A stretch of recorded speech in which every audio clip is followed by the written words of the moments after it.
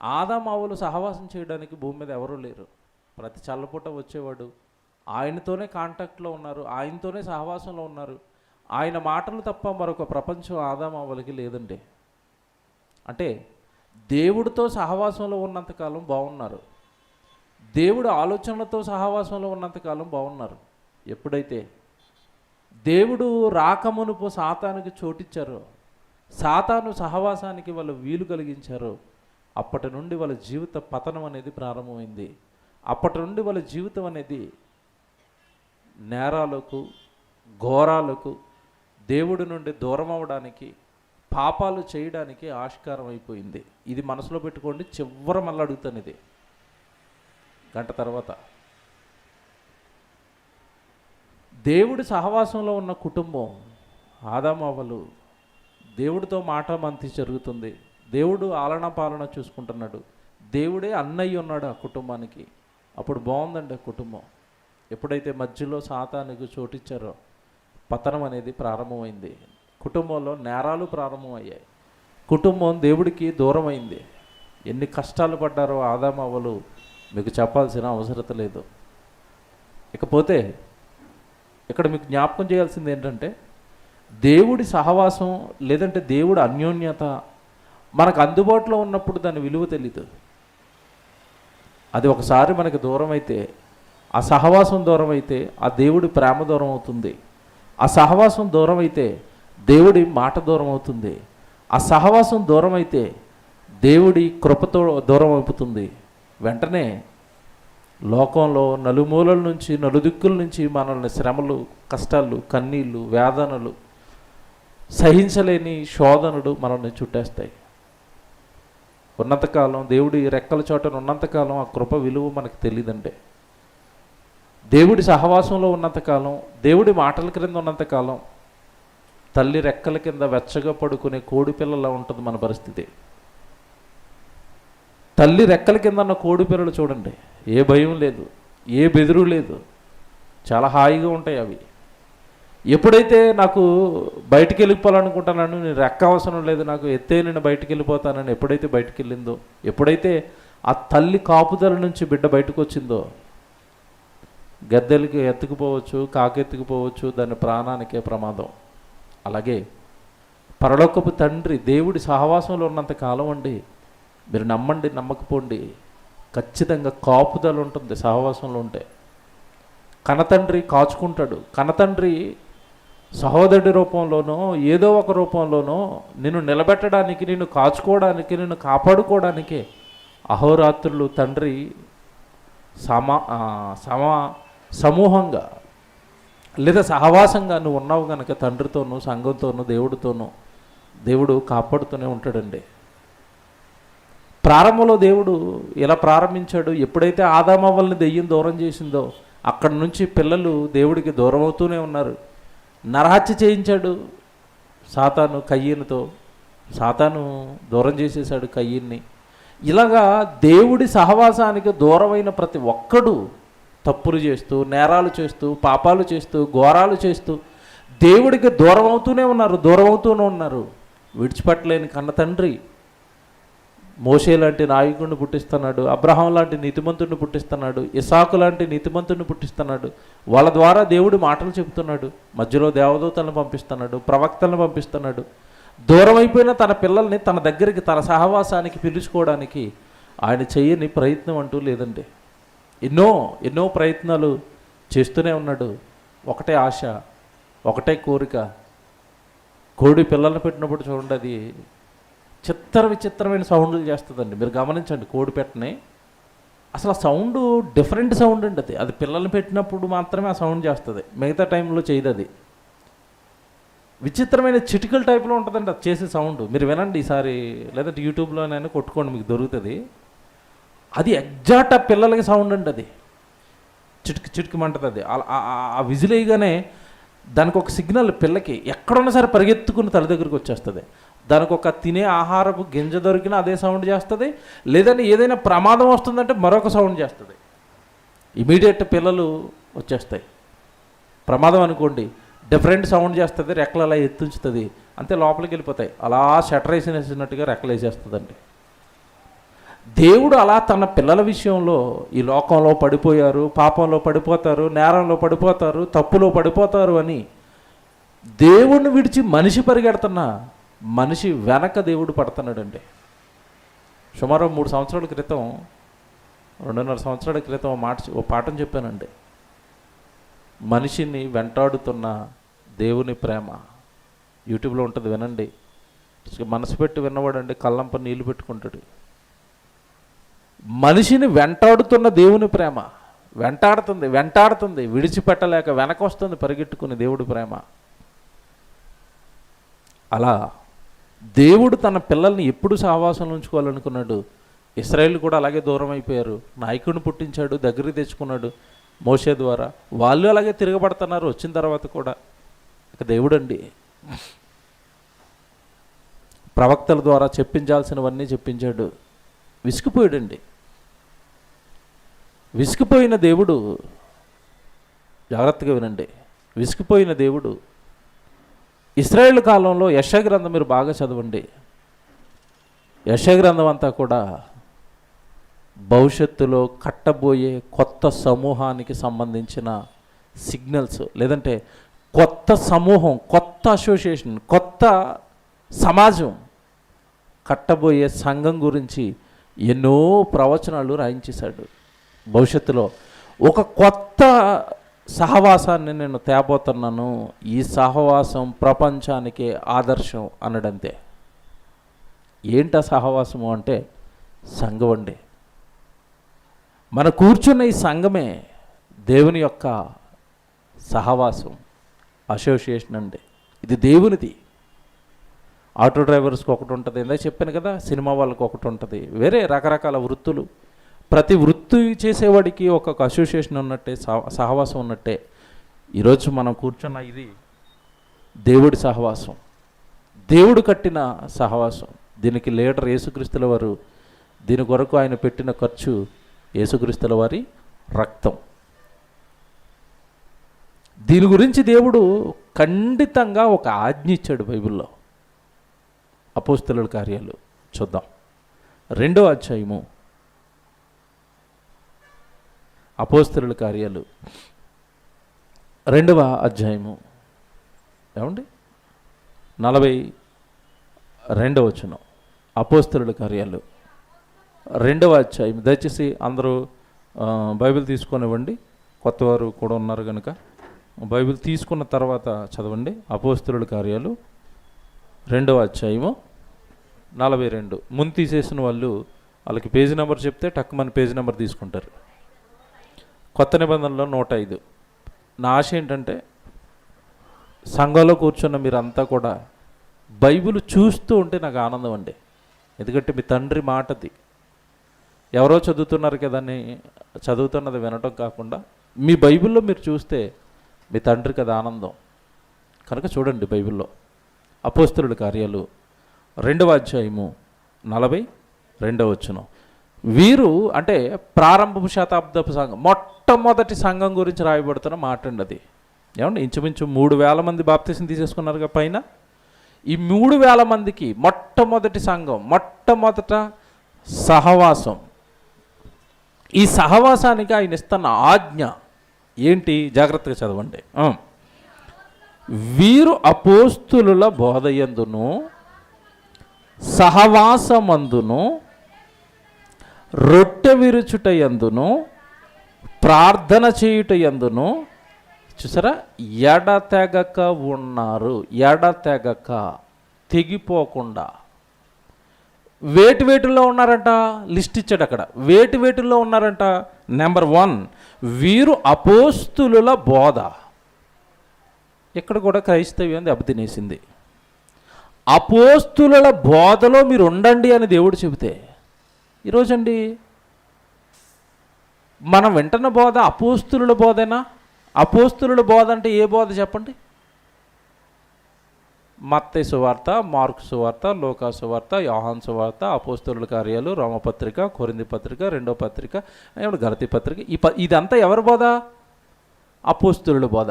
అంటే అపోస్తలుల బోధ ఇప్పుడు పాత నిబంధనలో ఉందా, కొత్త నిబంధనలో ఉందా? ఇప్పుడు సంఘం ఏ బోధలో ఉండాలి?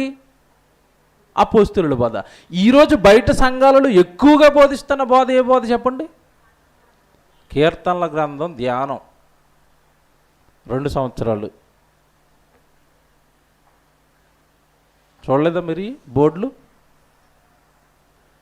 మీరు ఉండాల్సిన బోధ ఏ బోధ అని చెప్పాడు సంఘానికి, క్రైస్తవుడికి దేవుడు? అపోస్తలుల బోధ. అలాగని పాత నిబంధన చదవద్దండి అని నేను చెప్పట్లేదు. పాత నిబంధన అంతా కూడా దేవుడు దేనికి నియమించాడు అంటే, కేవలం అక్కడ జరిగిన సంగతులన్నీ చరిత్రలో ఇలా జరిగాయని మీకు చెప్పడానికి అవి దృష్టాంతాలుగా మీ ముందు పెట్టానన్నాడు కొరింథీ పత్రికలో. మీకు తెలుసు కదా మాట. సృష్టి ఎలా పుట్టిందని తెలుసుకోవడానికే పాత నిబంధన. అక్కడ ఇవ్వబడిన ధర్మశాస్త్రం, ఇశ్రాయేలుకి ఇవ్వబడిన ఆచారాలు కానివ్వండి, ఇశ్రాయేలుకి ఇవ్వబడిన వాగ్దానాలు కానివ్వండి, కేవలం అవి పాత నిబంధనలో ఇశ్రాయేలుకి మాత్రమే. క్రైస్తవుడు అన్న ప్రతి వాడు ఏ బోధన అనుసరించమని చెప్పాడు? అదెవరి బోధ? మోషే గారి బోధ, ప్రవక్తల బోధ. అది క్రైస్తవుడు అపోస్తులుల బోధ యందును, అనగా కొత్త నిబంధన బోధ అనేది నీకు ఉండాలి. నెక్స్ట్ అపోస్తులుల బోధ యందును. నెక్స్ట్ వెంటనే వచ్చేసింది చూడండి, అక్కడ వెంటనే వచ్చేసింది చూడండి, సహవాసం. ఏ సహవాసం? ఇక్కడే దెబ్బతిందండి క్రైస్తవి అంతా. ఏ సహవాసం? అపోస్తులుల బోధ జరుగుతున్న సహవాసం. అంతేనా? అంతేనా? మీకు ప్రశ్న అడుగుతాను ఇప్పుడు. ఏవో స్ట్రైక్ అయ్యి నవ్వులు వస్తున్నాయి కొంతమందిలో. ఏంటి స్ట్రైక్ అవుతున్నాయి అంటే, బ్రదర్ మీరు ఏ సహవాసం అని మిమ్మల్ని ప్రశ్న అడుగుంటారు. అడిగారో లేదా? అప్పుడు మీరు చెప్పిన పేరేంటో చెప్పాలి. ఏం పేరు చెప్పారు? మేము పలానా ఆయన సహవాసం అండి. పేర్లు చెప్పను, ఎందుకు మళ్ళీ వాళ్ళ ఫ్యాన్స్ బాధపడతారు. మేము పలానా ఆయన సహవాసం అండి. ఓరు నాయన, బైబిల్ ఏ సహవాసంలో ఉండమంటుంది? అపోస్తులుల బోధ ఎక్కడ జరుగుతుందో చూసుకుని ఆ సహవాసానికి వెళ్ళరా అని బైబిల్ చెప్తే, మేము పలానా ఆయన సహవాసం అండి. ఎందుకంటే ఆయన అసలు పెళ్లి చేసుకోకుండా పరిచయం చేశారండి, అందుకు మేము ఆయన సహవాసం. మరి పౌలు గారు కూడా చేసుకోలేదు. నేను యేసుప్రభుని వదిలిపెట్టేసి పౌలు గారు వెనకాల వెళ్ళనా? మనుషులు ఏ సహవాసంలో ఉండాలి? ఏమండి ఇది మామూలు పాఠం కాదండి. ఇది దేవుడి దయ వలన అవగొట్టే ప్రయత్నం చేస్తాను. 2 పేజీలు రాశాను, ఇటో పేజీ ఉంది. క్రైస్తవుడు అపోస్తులుల బోధలో ఉండాలి. తర్వాత ఆ బోధ ఎక్కడ జరుగుతుంటే అక్కడ సహవాసంలో ఉండాలి. ఏమండి ఎందుకు అన్నీ చెప్పాలనుకుంటా ఉంటానండి, వీటి వెనకాల మేము పడే కష్టం అలాగండి. రాత్రి 1:30కి పడుకున్నాను నేను ఇది రాసి. మరి 1:30 వరకు రాసినప్పుడు మీరు టైం అయిపోతుంది అనుకున్నా నాకేమనిపిద్దో చెప్పండి మనసు? ఎంత కష్టపడింది అంతా దాచుకుని వెళ్ళిపోతే మీకు చెప్పకుండా ఉంటే నాకెలాగుంటుంది? కష్టం వృధా అయిపోద్ది కదండి. అందుకో 10 నిమిషాలు అటు ఇటు అయినా మొత్తం చెప్తానండి. చాలా ఉన్నాయి తెలుసండి. ఎప్పుడు సహవాసం గురించి మీరు వినని సంగతులు చెప్తాను. చాలా అండి. రాత్రి రాస్తుంటే వస్తున్నాయి. మొన్న వేసిన డైలాగ్ జ్ఞాపకం వచ్చింది. ఏంటి? వీడు చూడగానే టైం ఎంత అవుతుంది? 1:30. రాత్రి చూడగానే కూడా అదే అవుతుంది, 1:30. ఇంకా అవుతుందేవా, నువ్వు ఇచ్చినా అవ్వదు, వాళ్ళు వినరు. ఇప్పుడు 1:30, రేపు ప్రసంగం చేసే టైంకి కూడా 1:30. చాలు, నమస్కారం, ఇంకొక ఇవ్వడం, మళ్ళీ ఇంకోటి ఇద్దరు కానీ రాత్రి ఆఫీస్ పడుకున్నాను రాసేసి దేవుడిచ్చినవన్నీ. సహవాసం గురించి దేవుడు ఏం రాశాడండి నిజంగా. ఒక్కొక్కటి అలా లింక్ అవుతుంటే ఏంటి ఇది? ఇంత ప్రణాళిక ఒక సహవాసం గురించి దేవుడు వేశాడా? సంఘానికి ఇస్తున్న ఆజ్ఞ ఏంటంటే, విశ్వాసులారా, దేవుని పిల్లలారా, అమాయకంగా క్రీస్తును నమ్మి ఏది పడితే అది బోధని మోసపోతారేమో. మీరు ఉండాల్సిన బోధ, ఏ సంఘం దగ్గరగా ఉంటే సంఘానికి వెళ్ళిపోతాను, ఆ సహవాసానికి వెళ్ళిపోతాను కాదండి. వెళుతున్న సహవాసంలో ఏ బోధ ఉండాలి? అపోస్తులుల బోధ ఉన్న సంఘాన్ని చూసుకోండి. వీరు అపోస్తులుల బోధ యందును, నెక్స్ట్ వెంటనే సహవాసమందును, రొట్టె విరుచుట యందును, ప్రార్థన చేయుట యందును ఎడదెగక ఉన్నారు. అంటే 4 ఆజ్ఞలు. 1 అపోస్తులుల బోధ ఉండాలి. ఆ బోధ జరుగుతున్న సహవాసం నీకు ఉండాలి. నెక్స్ట్ ఆ సహవాసంలో నువ్వు రొట్టె విరవాలి. ఆ సహవాసంతో నువ్వు ప్రార్థనలు చేస్తూ ఎడతెగక నువ్వు ఉండాలి. ఇది ఎప్పుడిచ్చాడు? మొట్టమొదట ప్రారంభమైన సహవాసానికి, మొట్టమొదట ప్రారంభమైన సంఘానికి దేవుడిచ్చిన ఆజ్ఞది. ఓకే, ఇది మనసులో పెట్టుకోండి, ఇది మనసులో పెట్టుకోండి. సహవాసం అనగానే, ఇప్పుడు జాగ్రత్తగా వినండి, విడగొడుతున్నాను. సహవాసం అనగానే మనుషులు మనుషులతో చేసే సహవాసం ఉంటుంది, మనుషులు దేవుడితో చేసే సహవాసం ఉంటుంది. మళ్ళా చెప్తున్నాను, సహవాసాలు మనుషులు మనుషులతో చేసే సహవాసాలు ఉంటాయి. 2, మనుషులు దేవునితో చేసే సహవాసాలు ఉంటాయి. 3, మనుషులలోనే మీరు వీళ్ళతో సహవాసం చేయండి, వీళ్ళతో సహవాసం చేయొద్దని దేవుడు బైబిల్లో చెప్పాడు. ఇది 3వ కేటగిరీ. 1, దేవునితో సహవాసంలో ఉండాలి. 2, వాక్యం తెలిసిన వారితో సహవాసంలో ఉండాలి. 3, అసలు వీళ్ళ దగ్గరకు కూడా వెళ్ళొద్దు, వీళ్ళ సహవాసంలో కూడా నువ్వు వెళ్ళొద్దు అని కొంతమంది గురించి చెప్పాడండి. ఇంత క్లీన్గా దేవుడు బైబిల్లో రాశాడు. కానీ ఒక చోట లేదంతే, అక్కడక్కడ రాసుకుంటూ వెళ్ళాడు. అదంతా నువ్వు కలుపుకున్నప్పుడు సహవాసం మీద దేవుడు ఉద్దేశాలు ఇవా, సహవాసం గురించి దేవుడు ఇన్ని కలలు కన్నాడా అని మనం ఆలోచిస్తాం. ముందుగా ఓ మాట చెప్తారండి మీతో. ఈ సహవాసాన్ని ఏర్పాటు చేయడానికి దేవుడు ఎప్పటి నుంచో ప్రణాళికలు వేశాడు. ఈ సంఘం గురించి, రాబోయే ఈ సంఘం గురించి, ఈ సహవాసం గురించి ఎప్పటి నుంచో ప్రణాళికలు వేసిన దేవుడు ప్రవక్తలు అందరి నోట రాబోయే తన సహవాసం సంఘం గురించి ముందుగానే చెప్పేశాడు. వస్తుంది నా సంఘం, రాబోతుంది సంఘం అని. ఆ సంఘాన్ని నిలబెట్టడానికి క్రీస్తును భయంకరంగా సిలువలో బలేశాడు. ఆయన బలితో ఏర్పడిందే ఈ సహవాసం. అంటే ఒక సమూహం, ఒక సమూహం ఏర్పడాలి అంటే, ఒక సమాజం ఏర్పడాలి అంటే దాని వెనకాల ఇవి ఉంటాయండి. ఈ సినిమా వాళ్ళు కూడా ఎక్కువగా చెప్పేది ఏంటంటే, ఒకప్పుడు మేమంతా మద్రాసులో ఉన్నాము, వాళ్ళతో మా భాష కాదని అక్కడి నుంచి మమ్మల్ని తరిమేశారు, అప్పుడు హైదరాబాద్కి వచ్చి దీన్ని ఏర్పాటు చేసుకున్నామని చెప్తారు వీళ్ళు. అంటే దాని వెనకాల మా ఎంత స్ట్రగుల్ ఉంది, మేము చాలా కష్టాలు పడ్డాం, స్టూడియోలు అక్కడి నుంచి ఇక్కడికి షిఫ్ట్ చేయడానికి, అక్కడ అలవాటు పడిపోయిన ఇల్లులన్నీ మేము ఇక్కడికి మార్చుకోవడానికి మేము చాలా కష్టపడ్డామని దాని వెనకాల, అంటే ఈ అసోసియేషన్ ఏర్పడడం వెనకాల వాళ్ళు పడ్డ కష్టాలన్నీ చెబుతారు.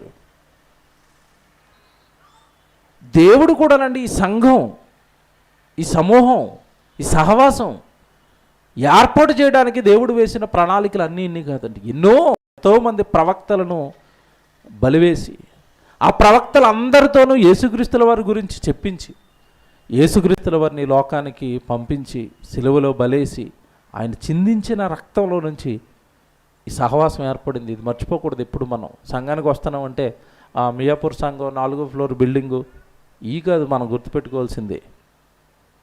ఎక్కువగా గుర్తుపెట్టుకోవాల్సింది ఏంటంటే, ఇగో మేమందరం ఇలా కూర్చోవడానికి మా కోసం బలైపోయింది ఎవరు? యేసుప్రభు. యేసుప్రభు బలైపోయాడు కనుక ఇదిగో నాకు ఈ సంఘం దొరికింది. ఈరోజు ఆయన మాట దొరుకుతుంది, ఆయన రక్షణ దొరుకుతుంది, ఆయన పని దొరుకుతుంది. నా ప్రభు భలే, ఇదిగో ఈ సంఘపు ఏర్పాటు అని సంఘం పైన అంత అమితమైన భక్తి మనకు ఉండాలి.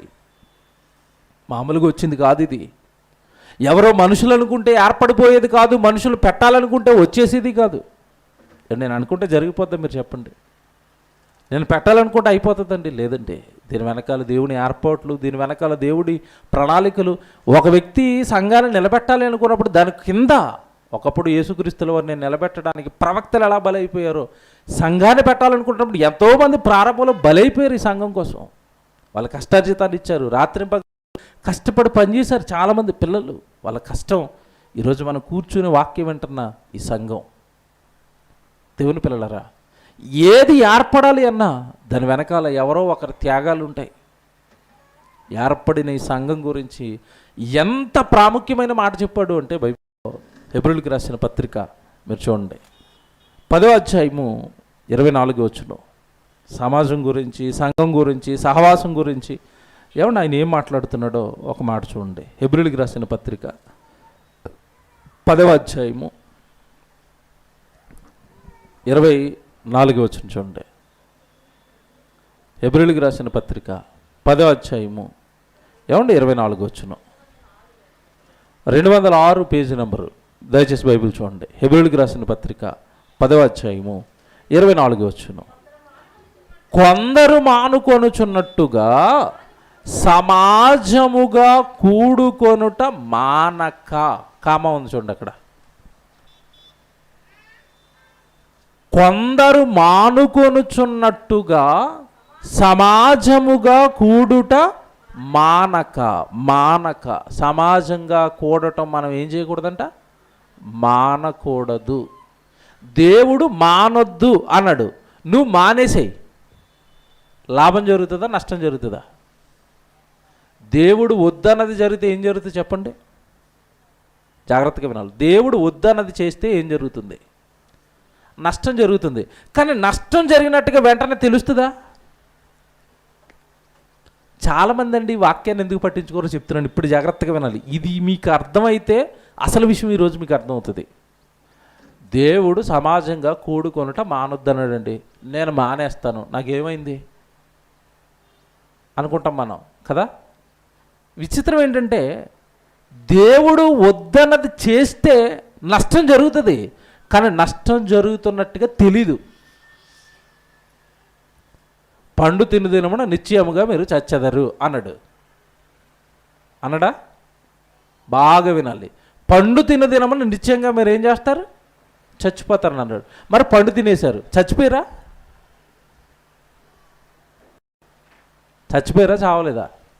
అలా చూస్తారు ఏంటంటే, ఆదామాలు చచ్చిపోయారా? చావలేదా? చచ్చిపోయారంటే ఓ ప్రమాదం, చావలేదంటే ఓ ప్రమాదం అన్నట్టుగా ఉన్నాయి మీ ఫేసులు. భౌతికమైన చావు రాలేదండి, చచ్చిపోయారు వాళ్ళు. చావు అంటే ఏంటనుకుంటున్నారు? దేవుడి నుంచి ఎడబాటు. అప్పటి వరకు క్షేమంగా దేవుడి సంరక్షణలో, దేవుడి కాపుదల్లో ఏదైనా తోటలో తిరిగిన వాళ్ళని ఏమన్నాడు తర్వాత? గెట్ అవుట్, నా నుంచి దూరంగా పొండి. అంటే నష్టం వెంటనే జరిగిందా తర్వాత జరిగిందా మీరు చెప్పండి? తర్వాత జరిగింది. ఇప్పుడు సమాజంగా కూడుకొనట మానొద్దు అన్నాడు. నేను మానేస్తానండి అంటాం. జరిగే ప్రమాదం మనకి తెలియదండి. ప్రమాదం ఎప్పుడు తెలుస్తుందో తెలుసా? ఒక 6 నెలల తర్వాత జరగచ్చు, 3 నెలల తర్వాత తెలియచ్చు, 1 సంవత్సరం తర్వాత తెలియచ్చు. కానీ తెలిసిన తర్వాత పోగొట్టుకున్న దాన్ని మళ్ళీ తిరిగి సంపాదించుకోగలమా? ఏదైతే నువ్వు నష్టపోయావో సమాజంగా కూడుకొనట మానొద్దు అన్న తర్వాత ఆ సమాజంలోనికి, ఆ సమూహంలోనికి, ఆ సంఘంలోనికి నువ్వు రాక, ఆ వాక్యాలు వినక, అక్కడ జరుగుతున్న పరిచర్యలో నువ్వు పాల్గొనక, అదంతా నువ్వు పోగొట్టేసుకున్న తర్వాత కొద్ది రోజుల తర్వాత, సంవత్సరం కాలం అయిపోయింది, నష్టం వచ్చేసింది, శోధనలో పడిపోయావు, కష్టాల్లోకి వెళ్ళిపోయావు, కన్నీళ్ళలోకి వెళ్ళిపోయావు, వేదంలోకి వెళ్ళిపోయావు. సడన్గా దేవుడు జ్ఞాపకం వచ్చాడు. ఏమంటే దేవుడిలో ఉన్నంతకాలం బాగున్నానండి, ఇలా చితికిపోయానండి దేవుడి నుంచి దూరం అయిన తర్వాత అని నువ్వు తిరిగి రావాలనుకున్నా, వచ్చినా దేవుడు మళ్ళీ చేర్చుకుంటాడు సుమా. కానీ అప్పటికి నువ్వు నష్టపోయిందంతా మళ్ళీ తిరిగి సంపాదించగలవా? నష్టపోయిన ఆత్మీయ స్థితి కానీ, నష్టపోయిన దేవుడి జ్ఞానాన్ని కానీ, నష్టపోయిన దేవుడి పనిని కానీ తిరిగి మరలా చేసుకోవడానికి అవకాశం ఏమీ ఉండదు. కనుక క్రైస్తవుడు అనేసరికండి 100 పనులు ఉన్నామండి, 1000 పనులు ఉన్నామండి, ఆదివారం నేను గుడికి ఖచ్చితంగా వెళ్ళాల్సిందే. నన్ను గుడికి ఏది ఆపకూడదు, నేను దేవుడి సన్నిధిలో ఉండాల్సిందే. ఈ కమిట్మెంట్తో మీరు ఉండండి. ఏది మిమ్మల్ని ఆపుతుందో నేను చూస్తాను. ఏమంటే మీకు 100 కారణాలు ఉండొచ్చండి, కానీ నేను వాటిని కాదంటం లేదు, తప్పు అని కూడా నేను అంటం లేదు. మీకు ఉండొచ్చు, 100 ఉండొచ్చు. కానీ దేవా నేను వెళ్ళిపోవాలనంతా మీరు దేవుణ్ణి గట్టిగా అడిగి చూడండి, అవదా అవుతుందా? ఎందుకు అవదండి? నేను పిచ్చెక్కిపోయి దేవుడి కోసం తిరుగుతానంటే ఆ పిచ్చి రాపడానికి భూమి మీద ఏ శక్తి లేదు. నేను దేవుడి సన్నిధికి వెళ్ళాల్సిందే, కూర్చోవాల్సిందే, దేవుడి వాక్యం వినాల్సిందే, దేవుడికి ప్రార్థన చేయాల్సిందే నువ్వంటే నిన్ను ఆపడానికి భూమి మీద ఏ శక్తి లేదు, ఆపద కూడా. కానీ ఆ స్థితికి, ఆ భక్తికి, దేవుడి సన్నిధిలో నేను కూర్చోవాల్సిందే అన్న భక్తికి మనం ఇంకా రాలేదు.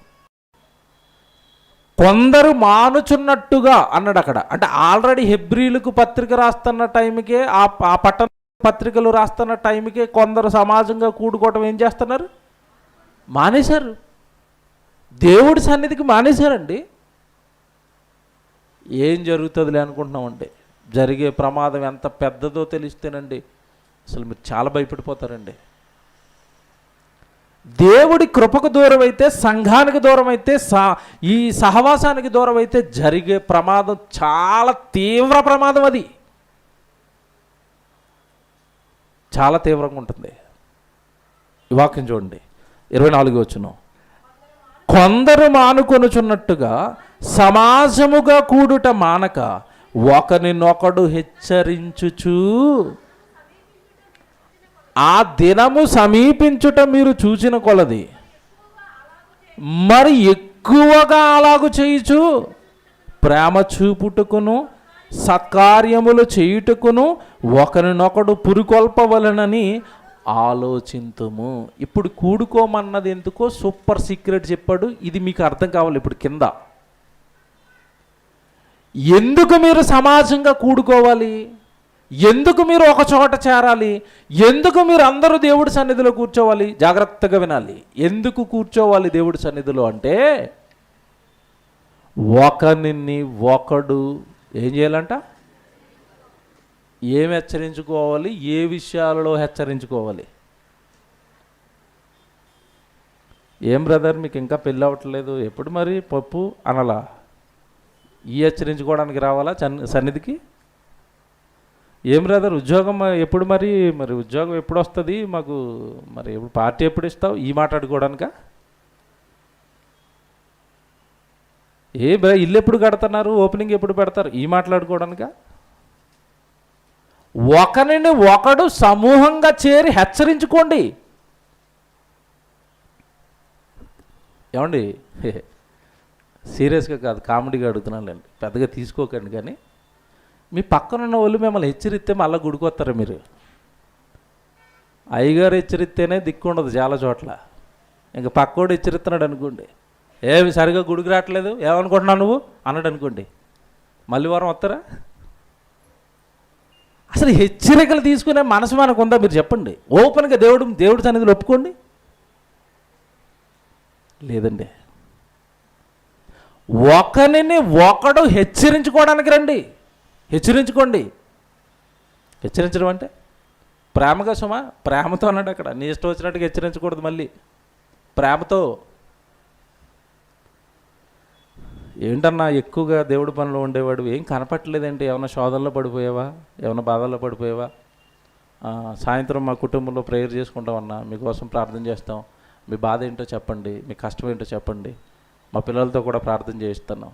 ఎలాగుంటుందండి పక్కన కూర్చున్నవాడికి? ఎలా ఉంటుంది మీరు చెప్పండి? ఓపెన్ హార్ట్తో ఆలోచించండి, ఎలా ఉంటుంది పక్కన ఉన్నవాడికి? అవునా, అవును రాలేకపోతున్నాను, ఇదిగో ఈ శోధనలో పడిపోయాను, నా కోసం కొంచెం ప్రార్థన చేయండి. ఏం లేదన్నా, అలా అలా అలా బాధపడుతున్న వ్యక్తి చేయి పట్టుకునేలాగా ఏం లేదన్నా, మేము ప్రార్థన చేస్తాం, అన్నతో కూడా చెప్తాం, ప్రార్థన చేస్తాం, స్త్రీల మీటింగ్లో ప్రార్థన చేస్తాం, సండే స్కూల్ జరుగుతుంది, పిల్లలతో ప్రార్థన చేస్తాం, మీకు ఏం లేదు, ధైర్యంగా ఉండండి, మీరు వచ్చేసేయండి, అంతే అన్నీ సర్దుకుంటాయి. ఎలాగుంటుందండి ఆ మాట? ఎలాగుంటుందండి? ఇది కదా నేను పోగొట్టుకున్నది ఎంతకాలం, ఈ ధైర్యం కదా నేను పోగొట్టుకున్నాను ఎంతకాలం, ఈ క్షేమం కదా పోగొట్టుకున్నాను ఎంతకాలం నేను. ఏమండి, ఆ రోజు పేతురు గారు జైల్లో ఉంటే ఎవరు ప్రార్థన చేశారు? సంఘం అంతా. సంఘపు ప్రార్థన విని పేతురు గారు సంఖ్యలు ఏమైపోయినాయి? ఆ రోజు తెగిపోయినాయి. అంటే నీకు బాధ వస్తే, నీకు కష్టం వస్తే, నీకు కన్నీరు వస్తే, నువ్వు దేవుడి నుండి దూరం అయిపోతుంటే అది సాటి సహోదరుడికి చెప్పుకోవడానికి నీకంటూ ఒక సహవాసం ఉండాలి. నువ్వు చెప్పుకోవడానికి నీకంటూ ఒక సేవకుడు ఉండాలి. అన్నా, ఇది నా శోధన, ఇది నా ఇరుకు, ఇది నా ఇబ్బంది, కొంచెం నా కోసం ప్రార్థన చేయండి. సంఘం అంతా కూడానండి, సహోదరుడు ఒకడికి ఒకడు హెచ్చరించుకోవడానికి, బాధలు కష్టాలు పంచుకోవడానికి. తర్వాత జాగ్రత్తగా వినండి, తర్వాత ఒకరి కష్టం చెప్పుకోలేని వాళ్ళు ఉంటారు. ఆ కష్టం నీకు తెలిస్తే నువ్వు ప్రార్థన చేసి సేవకుడికి ఆ కష్టాన్ని చారవేయాలి. అన్న పాలన తమ్ముడి కష్టంతో బాధపడుతున్నాడు, ఈ కష్టంతో దేవుడికి దూరం అవుతున్నాడు, కొంచెం ప్రార్థనలో పెట్టించండి, తమ్ముడికి మనం ధైర్యం చెప్పాలి. ఇది కదండి సమూహంలో జరగాల్సింది. ఆటో డ్రైవర్స్ ఉంటారండి, ఆటో గుద్దేసాడు ఎవడొకడు, ఆయన పట్టుకెళ్ళి పోలీసు వాళ్ళు లోపలేశారు. ఎవరు వెళ్తారు చెప్పండి అతను వెనకాల? ఆటో డ్రైవర్స్ అందరూ షర్ట్లు వేసుకుని పడిపోరండి, మా వాడిని ఎందుకు లోపలేశారండి, అవతోడు తప్పంటని. మరి ఆ యూనిటీ వాళ్ళకి అక్కడ బయట ఉన్నప్పుడు దేవుడి పక్షాన నీ పక్కనే కూర్చుంటున్న సహోదరుడికో, నీ పక్కనే కూర్చుంటున్న సహోదరుకో ఆ కష్టం వస్తే అంతా నిలబడేది ఎప్పుడు? మనం వాళ్ళ కష్టాన్ని పంచుకునేది ఎప్పుడు? వాళ్ళ కష్టాన్ని మనం అంతా కలిసి దేవుడి ముందు పెట్టేది ఎప్పుడు? ఒకరికొకరు ఇలా హెచ్చరించుకుంటే కదండి, ఇలా సహవాసంగా కలిసి ఒకరితో ఒకరు మాట్లాడుకుంటే కదండి ఇవన్నీ పక్కకి తెలిసేవి, తర్వాత దేవుడి దగ్గరకు ఆ కష్టాలు చేరేవి. ఏమండి, ప్రతి మాటనండి ఆలోచించాల్సిన మాటలండి అవి, ప్రతి మాట ఆలోచించాల్సిన మాటలు అవి. మీకు ఈ సహవాసాన్ని ఎందుకు ఏర్పాటు చేశానంటే, నా పిల్లలారా రండి, సహవాసంగా కూర్చోండి, ఒకరినొకరు అర్థం చేసుకోండి, ఒకరి బాధలు ఒకరి కష్టాలు ఒకరు కన్నీళ్ళు ఒకరు పంచుకోండి, మీరు పంచుకోండి, మీరు సేవకుడు పంచుకోండి, సేవకుడు మీరు పంచుకోండి. సంఘమంతా ఒక సహవాసంగా జరుగుతున్న దేవుడి పనిని ఏక మనసుతో ముందుకు తీసుకుని వెళ్ళండి. ఇదండి దేవుడు చెప్పింది. ఎందుకండి సహవాసాన్ని పెట్టింది? ఎందుకండి ఇలా సమాజంగా మనల్ని అందరినీ కూడుకోమన్నది? ఎందుకండి సమాజంగా మీరు అందరూ తప్పక మానకుండా వెళ్ళండి అని చెప్పేదండి.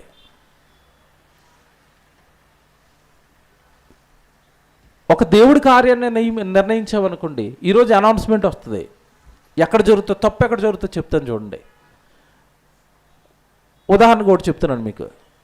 మనకు వచ్చే నెల 16, 17 తారీఖుల్లో జాన్సన్ విక్టర్ గారు మనకు డేట్లు ఇచ్చారు. చాలా ఆనందం అండి, సంఘానికి హ్యాపీ న్యూస్ ఇది. వచ్చే నెల 16, 17 తారీఖుల్లో జాన్సన్ అండి మన మధ్యలోనికి వస్తారు.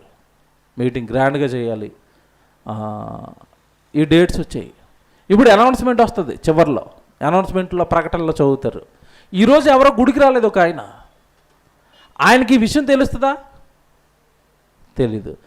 ఆ విషయం ఎప్పుడైతే తెలియలేదో దానికి సంబంధించిన పనులు జరుగుతూ ఉంటాయి. హాల్ ఎతకటం కానీ, సౌండ్ సిస్టమ్ పనులు కానీ, ప్రింటింగ్లు కానీ, పేపర్ లైటింగ్ కానీ, పబ్లిసిటీ కానీ, ఈ పనులు ఏమైనా ఈ వారం అంతా ఏం చేస్తున్నావు ఆయనకి ఏమైనా తెలుస్తుందా? తెలీదు. తెలియకపోవటం వల్ల ఆ పనులు ఆయన పాలు పంపులు ఉంటాయా? ఉండవు. నష్టం జరిగిందా, లాభం జరిగిందా? మీకు ఇప్పుడు అర్థం అవ్వాలి, ఇలాగా చెప్తే మీకు అర్థమవుతాయి. అంటే ఒక సమూహానికి, ఒక ప్రార్థనకి నువ్వు రాకపోవటం వలన కొంత పనిపోయింది నీ చేతుల్లో నుంచి. ఎవరికైనా, అందరికీ చెప్తాను, ఎవరు మిస్ అయిపోయినా ఆ వారం ఏదో నేను పోగొట్టుకున్నాను అన్న ఫీలింగ్తో ఉండాలి. శనివారం పురుషులు మీటింగ్ మీరు రాలేదనుకోండి, పోగొట్టుకున్నారు ఆ రోజు ఏదో స్త్రీల మీటింగ్ రాలేదు, ఏదో పోగొట్టుకున్నారు ఆ రోజు. నేను జరుగుతున్న సహవాసానికి వెళ్ళలేదంటే నేను ఏదో పోగొట్టేసుకున్నాను ఆ రోజు. బండ గుర్తుగా పెట్టుకోండి ఇది మీరు. దేవుడి పక్షాన నేను ఏదో పోగొట్టుకున్నాను.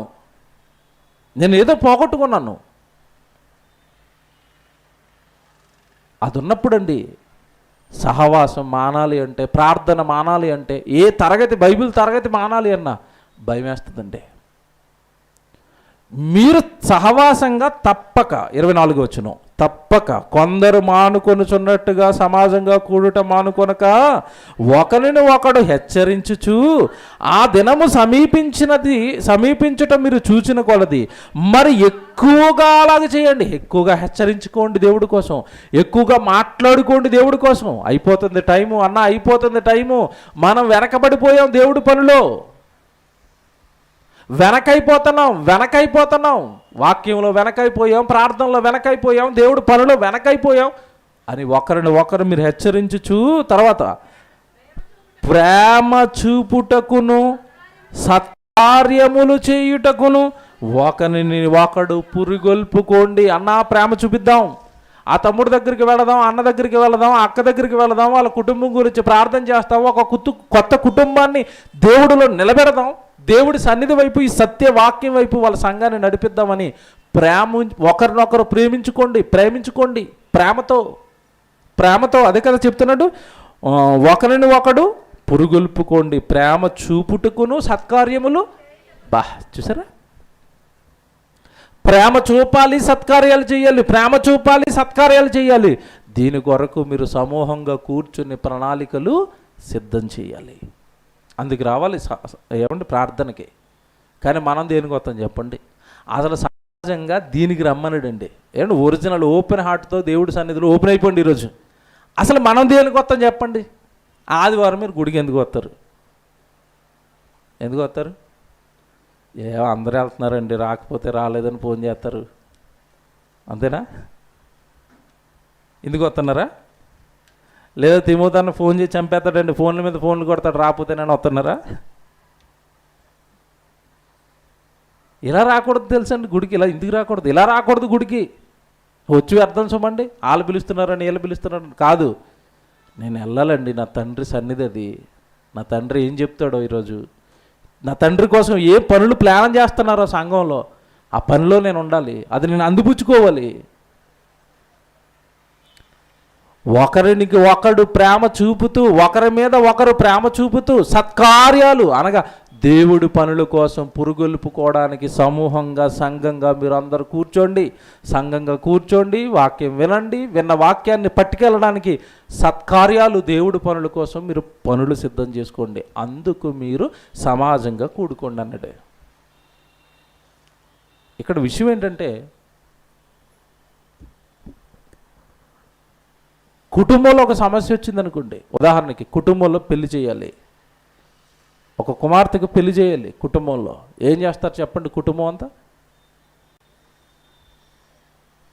దూరాన ఉన్న కొడుకులకు కూడా తండ్రి కబురు పెడతాడు, అరే చెల్లి పెళ్లి చేయాలనుకుంటానని రా, మీరు వచ్చేసేయండి ఊరి నుంచి అంటాడు. కొడుకులను పిలుస్తాడు. ఇంకా కుమార్తెలు ఎవరైనా వివాహం అయిపోయి ఉన్న కుమార్తెలు ఉంటే కుమార్తెలను పిలుస్తాడు. చక్కగా ఒక మంచి భోజనం ఏర్పాటు చేస్తాడు. పిల్లలు వస్తున్నారు కదా అని అందరినీ కూర్చోబెట్టి చెప్తాడు, అరే చెట్ట చివరి చెల్లిండిపోయింది కదా, పెళ్లి చేయాలనుకుంటున్నాను, పలానా అబ్బాయిని నేను చూశాను చెల్లికి, మీ అందరికీ ఓకేనా అని అడుగుతాడు. కూర్చోబెట్టి అడుగుతాడు, ఈ సంబంధం రా, మీ అందరికీ ఓకే అయితే ఇంత కట్నం అడుగుతున్నారు, మరి ఏం చేద్దాం, మనకింత అప్పు ఉంది, ఇదిగో ఈ పొలం ఉంది, అప్పు చేసి చెల్లి పెళ్లి చేద్దామా, లేదంటే పొలం అమ్మేసి చెల్లి పెళ్లి చేద్దామా, లేదా మీరు తలో వేస్తే చెల్లి పెళ్లి చేద్దామా అంటే తండ్రి కుటుంబంతో అన్నీ పంచుకోవడానికి అక్కడ ఏం ఏర్పాటు చేశాడు? సమావేశం. అంతేనా? ఏదో ఒక కార్యం జరగాలన్నప్పుడు ముందేం జరుగుతుంది? అక్కడ సమావేశం జరుగుతుంది. ఇప్పుడు దేవుడు మీరు ప్రతిదినము దేవుడు పని చేయండి అన్నాడు కనుక ఇప్పుడు సమావేశాలు ఎప్పుడెప్పుడు జరగాలి? ఎప్పుడు జరగాలి? ఆ పెళ్ళి ఇంట్లో ఒక పెళ్ళి కనుక ఒక సమావేశం వేశారు, పెళ్ళి అయిపోయింది, ఎక్కడో అక్కడ గప్చూపు. మళ్ళీ అలా సంవత్సరానికి ఒకసారి జరిగేదా దేవుడి పని? కాదండి. వారం అంతా దైవ కార్యక్రమాలు జరగాలి కనుక ఆదివారం రోజు అందరినీ మనం గుడికి రావాలి, వాక్యం నేర్చుకోవాలి. సోమవారం జరుగుతుంది, మంగళవారం జరుగుతుంది, బుధవారం జరుగుతుంది, గురువారం జరుగుతుంది. బుధవారం ఖాళీగా ఉండదండి. కొత్త అనౌన్స్మెంట్ ఏంటంటే, బుధవారం రోజు కొత్త రీసెర్చ్ సెంటర్ స్టార్ట్ అవుతుంది. మళ్ళీ ఇస్నాపూర్ పటంచెరు అవతల ప్రతి బుధవారం అక్కడ బైబిల్ తరగతి జరుగుతుంది. ఆ బుధవారం ఖాళీగా ఉన్నాం మనం, అది కూడా ఫిల్ అయిందండి. ఈ బుధవారం స్టార్ట్ అవుతుంది ఇస్నాపూర్లో. దేవుడు పరిచర్య వారమంతా జరగాలి. ఆ వారమంతా జరుగుతున్న పరిచర్య పనులు అందిపుచ్చుకోవడానికి వారానికి ఒక రోజు మనం ఇక్కడ సమూహంగా ఏర్పడాలి, నేర్చుకోవాలి, వాక్యం ఆత్మీయంగా బలపడాలి. బలపడిన ఈ వాక్యంతో కన్నతండ్రి పని చేయడానికి వారమంతా శ్రమ పడాలి. ఎందుకు? ఒకరిని ఒకడు ఏం చేయమంటున్నాడు? సత్కార్యాలు చేయడానికి ఒకడినొకడు ఏం చేయాలంట? పురుగొల్పుకోండి. అంటే అర్థం ఏంటి? అన్న నేను సోమవారం క్లాస్కి వస్తున్నాను, మీరు వస్తున్నారా? ఎవరైనా ఫోన్లు చేసుకుంటారు ఇలాగా? నేను మంగళవారం మేదీపట్నం వెళ్తున్నాను, మీరు వస్తున్నారా? బుధవారం ఇస్నాపూర్ వెళ్తున్నాను, మీరు వస్తున్నారా? లేదంటే జాన్సన్ అండ్ మీటింగ్కి వెళ్తున్నాను, మీరు వస్తున్నారా? ఇలా పురుగొలుపుకుంటారా ఒకరినొకరు? ఎక్కడ పురుగొలుపుకోవటం? అందరికీ నేను ఫోన్ చేయాలి, అన్న వస్తున్నారా? ఒకటో ఫోను, రెండో ఫోను, మూడో ఫోను, నాలుగో ఫోను. నేను ఫోన్ చేయలేదు అనుకోండి, సీనాన్ని ఫోన్ చేయలేదు అందుకే రాలేదు. ఎవరు నాయన? ఇదో విచిత్రం. ఈ మధ్యకాలంలో వింటున్నాను, నేను ఫోన్ చేస్తే వస్తారంట, నేను పరలోకానికి వద్దంటాను, మానేస్తారా? ఏం వస్తావులే అన్న పరలోకానికి, నేను ఒక్కడిని వెళ్ళిపోతాను అంటాను. మీరు పురుగొలపాలి. వెళ్ళిపోదాం తమ్ముడు, రెడీ అయ్యారా, ఈరోజు క్లాస్ కదా వెళ్ళిపోదాం. కోఆర్డినేటర్లకు అదే చెప్తున్నాను, అందరికీ ఫోన్లు చేయండి. లెక్చరర్స్కి అదే చెప్తున్నాను, అందరికీ ఫోన్లు చేయండి. మాట్లాడుకోండి, ఒకరికొకరు మాట్లాడుకోండి. వెళ్ళిపోదాం, చేద్దాం దేవుడి పని. పురుగొలుపుకోండి. పురుగొలుపుకోవడానికి సమూహంగా మీరు ఒక చోట కూర్చోండి. ఇదొకటండి. ఇప్పుడు మీరు జాగ్రత్తగా వినండి, ఇక్కడి నుంచి.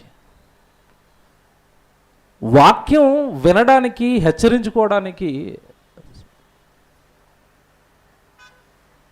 సమాజంగా, సమూహంగా మనం కూడుకోవాల్సి వస్తే మీరు ఇక్కడ ఇంకోటి గమనించాల్సింది ఉంది. సంఘం అనగానే ఎప్పటి నుంచో ఉన్న పాత వాళ్ళు ఉంటారు, అప్పుడప్పుడే నూతనంగా దేవుళ్ళలోకి వస్తున్న కొత్త వాళ్ళు కూడా ఉంటారు. అవునా? ఇది చాలా జాగ్రత్తగా వినండి. సంఘం అంతా ఎప్పటి నుంచో వాక్యంలో వేళ్ళూనికిపోయిన వాళ్ళు ఉంటారు, అప్పుడప్పుడే నూతనంగా సంఘానికి వస్తూ నూతనంగా అప్పుడప్పుడే దేవుడి మాటలు వింటున్న పసిబిడ్డలు ఉంటారు. యోహాను గారు పత్రిక రాస్తూ చివరి పత్రిక 1వ పత్రిక, అక్కడ చిన్నపిల్లలారా అంటాడు కొంతమందిని. చిన్నపిల్లలారా అంటే సంఘంలో చిన్నపిల్లలకి అనుకున్నారా? స్కూల్ పిల్లలకి కాదు అది. చిన్నపిల్లలారా అంటే సంఘానికి అప్పుడే వచ్చారు వాళ్ళు, అప్పుడప్పుడే వాక్యంలో ఎదుగుతున్నారు. వాళ్ళని ఏమన్నాడు? చిన్నపిల్లలారా. యవనస్తులారా అంటాడు. యవనస్తులారా అంటే కొంచెం బలపడ్డారు. తండ్రులారా అంటాడు. అంటే వాళ్ళు ఏమైపోయారు? వాక్యంలో బాగా బలపడిన వారు అని అర్థం. మీరు జాగ్రత్తగా వినండి. ఇప్పుడు వాక్యంలో బలపడిన వ్యక్తి ఉంటాడు, వాక్యంలో బలహీనుడు కూడా సంఘంలో ఉంటాడు. ఎందుకు మీరు ఒకరినొకరు పురుగొలుపుకోండి, ఎందుకు ఒకరినొకరు హెచ్చరించుకోండి అన్నాడు అంటే, ఈ వాక్యంలో బలపడిన వ్యక్తి ఆ పక్కనే ఉన్న బలహీనుడిని ఏం చేయాలి? బలపరచాలి. అవునా? మీకు అర్థం కాదని చెప్తాను. ఇప్పుడు నేను ఒక్కడనే వచ్చి ఒక్కొక్కరిని పర్సనల్గా బలపరచటం నా వల్ల అవుతుందా? సమూహంగా వాక్యం చెప్తాను, దేవుడు ఇది అంటాను, వెళ్ళిపోతాను, ఇంకో చోట చెప్తాను. కానీ నీ పక్కనే ఉన్న ఒక సహోదరుడు బలహీనుడు నీ పక్కన కూర్చున్నాడు, వాక్యం అప్పుడప్పుడే నేర్చుకుంటున్నాడు, అప్పుడప్పుడే దేవుళ్ళలోకి వస్తున్నాడు. అతన్ని నువ్వు ఈజీగా బలపరచవచ్చు కదా. తమ్ముడు, నువ్వు కొద్ది రోజుల నుంచి వాక్యం వింటున్నావుగా, నేను చాలా రోజుల నుంచి వాక్యం విన్నాను, ఇదిగో దేవుడు ఇది చెప్పాడు, మనం ఇలా ఉండాలి, మన సంఘంలో ఇలా ఎదగాలి, సంఘానికి ఇలా వెన్నెముకలా మారాలి, మన సంఘ పరిచర్యలో విరివిగా మనం వాడబడుతూ ఉండాలి అని ముందు నుంచి వాక్యంలో నేర్చుకున్న వాళ్ళము ముందుండి మనం చేస్తూ మరొకరిని ఇలా చేయమని చెప్పాలి. ముందు నుంచి వాక్యం నేర్చుకున్న మనము పరిచర్యలో విరివిగా ఉంటూ మరొకరిని ఉండమని చెప్పాలి. ఎవరికి ఏది చెప్పాలన్నా ముందు మనం చెయ్యాలి దాన్ని. అంతేనా? ముందు మనం చేసి, ఇదిగో తమ్ముడు చాలా సంవత్సరాల నుంచి నేను ఈ పనిలో ఉన్నాను, దేవుడిలో కొనసాగుతున్నాను, నువ్వు కూడా ఇది చెయ్యాలి. చెబుతాను మాత్రమే నేను చెయ్యను అంటే ఆడిని మాట పట్టించుకోడండి. మన మాట వినరు, మన మాటకి విలువ ఇవ్వరు, మన మాటకి గౌరవం ఇవ్వరు. ఎందుకు సమూహంగా మిమ్మల్ని హెచ్చరించుకోండి, ఒకరికొకరు హెచ్చరించుకోండి అని ఎందుకంటున్నాడు అంటే ఇదే జరగాలి. సమూహంలో, సంఘంలో బలహీనులు ఉంటారు, బలపడిన వాళ్ళు ఉంటారు, ఒకరినొకరు ఆదరించుకోవాలి, ఒకరు బలపరుచుకోవాలి. అంతా కూడా వాక్యంతో జరగాలి, వాక్యమే చెప్పాలి. ఎవరితో చేయమన్నాడు తెలుసండి సహవాసం? మీకు మాట చూపిస్తాను బైబిల్లో. హెబ్రీ పత్రిక 4వ అధ్యాయం చూడండి. హెబ్రీలకు రాసిన పత్రిక 4వ అధ్యాయము 2వ వచనం. ఈ వాక్యం జాగ్రత్తగా చదవండి. హెబ్రీలకు రాసిన పత్రిక 4వ అధ్యాయము 2వ వచనం. 201 అండి పేజీ నెంబరు. హెబ్రీలకు రాసిన పత్రిక 4వ అధ్యాయము 2వ వచనం. వారికి ప్రకటింపబడినట్లు మనకును సువార్త ప్రకటింపబడెను, కానీ వారు వినిన వారితో విశ్వాసము గలవారై కలిసి ఉండలేదు, కనుక విన్న వాక్యము వారికి ఏమైపోయింది? నిష్ప్రయోజనం అయిపోయింది. ఇది చాలా జాగ్రత్తగా వినాలి. మళ్ళా చదువుతాను 2వ వచనం. వారికి ప్రకటింపబడినట్లుగానే, ఎవరికి? ఒకప్పుడు ఇశ్రాయేలు గురించి చెప్తాడు. ఇశ్రాయేలు గురించి చెప్పి మోషే ద్వారా ఇచ్చిన ధర్మశాస్త్రం వాక్యం గురించి చెప్పి వాళ్ళకి చెప్పాడు, కానీ వాళ్ళు వినలేదు. ఇశ్రాయేలు ప్రజలు వాళ్ళకి ప్రకటించబడినట్లుగానే మనకు కూడా సువార్త ప్రకటించబడింది. జాగ్రత్తగా వినండి. వారికి ప్రకటింపబడినట్లు మనకును సువార్త ప్రకటింపబడిను. కానీ వారు వినిన వారితో విశ్వాసము గలవారై కలిసి ఉండలేదు. అంటే అర్థం ఏంటి? సమూహంగా కూడుకోలేదు, సంఘంగా కలిసి రాలేదు, సంఘంతో కలిసి లేరు. వింటున్నారు పోతున్నారు, వింటున్నారు పోతున్నారు, వింటున్నారు పోతున్నారు. నిన్నెవరు పట్టించుకుంటారు? నిన్ను సంఘము పట్టించుకోదు, నిన్ను దేవుడు పట్టించుకోడు. విన్నవారితో కలిసి ఉండలేదు. మెన్షన్ చేస్తున్నాడు గట్టిగా, మీరు అండర్లైన్ చేసుకోవాల్సిన పదం అదే. వినిన వారితో కలిసి ఉండటం లేదు. వినిన వారితో కలిసి ఉండటం లేదు. సంఘంతో మీకు ఎవరితో సత్సంబంధాలు ఉంటున్నాయి? సంఘంలో ఏ సహోదరుడితో మీకు సత్సంబంధాలు ఉంటున్నాయి? కలిసి ఉంటున్నారు? ఎవరితో కలిసి ఉంటున్నారు? ఎవరితో పని గురించి మాట్లాడుకుంటున్నారు? ఎవరితో దేవుడి గురించి మాట్లాడుకుంటున్నారు? కలిసి ఉంటున్నారా? కలిసి ఉండటం లేదు. వారికి ప్రకటింపబడినట్లుగానే మనకును సువార్త ప్రకటింపబడింది. ఎంత క్లియర్గా రాస్తున్నాడు చూడండి. కానీ వారు వినిన వారితో విశ్వాసము గలవారై కలిసి ఉండలేదు గనుక విన్న వాక్యము వారికి ఏమైపోతుంది? ఏమంటే విన్న వాక్యం నిలబడదంటే నిలబడదు. ఎందుకు నిలబడదంటే, ఈరోజు విన్న పాఠం అండి, అబ్బా ఏం పాఠం అన్నా అని మీరు ఇంకొకరితో డిస్కస్ చేయండి, అది మీ మైండ్లో కూర్చుని ఉంటుంది. ఉంటుందా ఉండదా? పరీక్షల పుణ్యమాన్ని ఈ మధ్యకాలంలో కొంతమంది మాట్లాడుకుంటున్నారని విని సంతోషపడుతున్నానండి. ఎందుకంటే పీడిఎఫ్లు ఎట్టొద్దని చెప్పాను. పెట్టొద్దనేసరికి ఇప్పుడు మాట్లాడుకుంటున్నారు పోయిన ప్రసంగం గురించి ఫోన్ చేసుకుని. పర్లేదు. విన్న వాళ్ళతో కలిసి ఉండి విన్న వాక్యాన్ని మళ్ళా నెమర వేసుకున్నారు అనుకోండి ఒకరికొకరు, ఆ వాక్యం గుండెల్లో ఉండిపోతుంది, నిలుస్తుంది.